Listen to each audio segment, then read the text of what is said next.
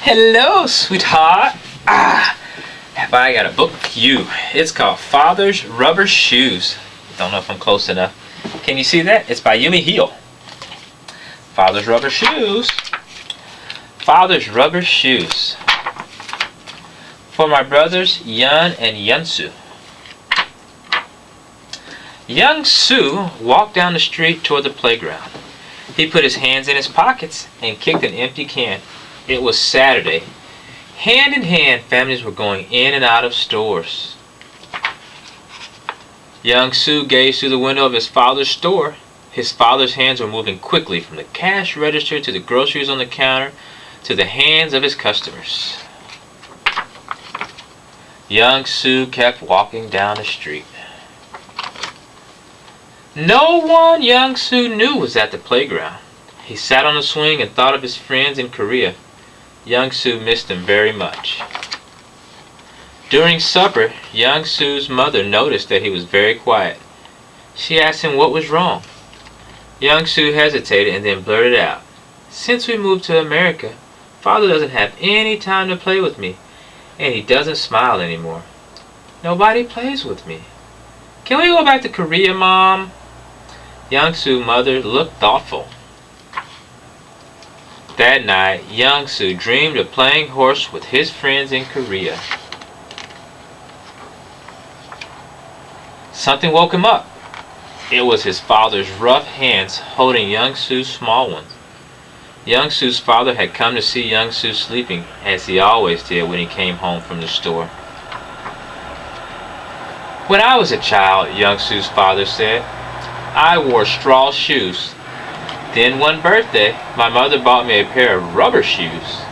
I was so happy. In those days, rubber shoes were the best shoes to own. Very few people had them.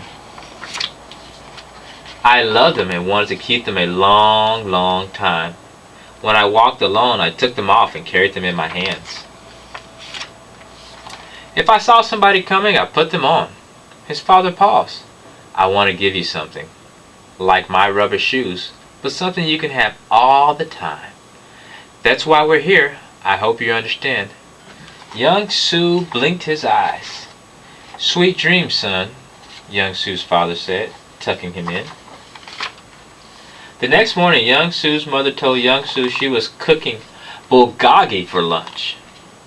Bulgogi? That was Young Soo's favorite food. Thinly sliced meat and a sweet soy sauce. Just thinking about it made his mouth water. Young Soo helped his mother clean the red-tipped lettuce and set the table.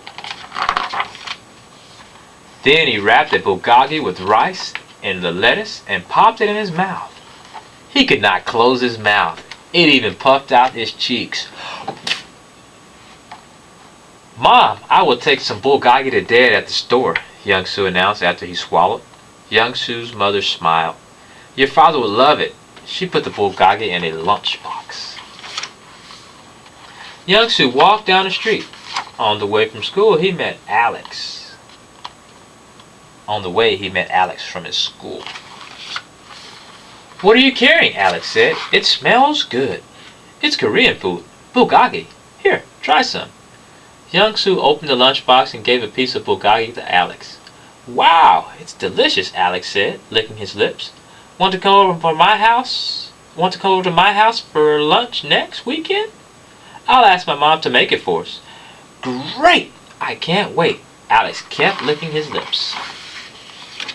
When Young Soo crossed the street, he saw fruits outside his father's store.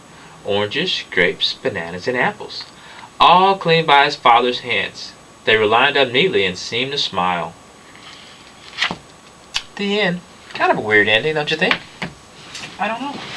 But Young Soo was missing home. And I miss home too. And I miss you, baby. I can't wait to see you. Shouldn't be too much longer.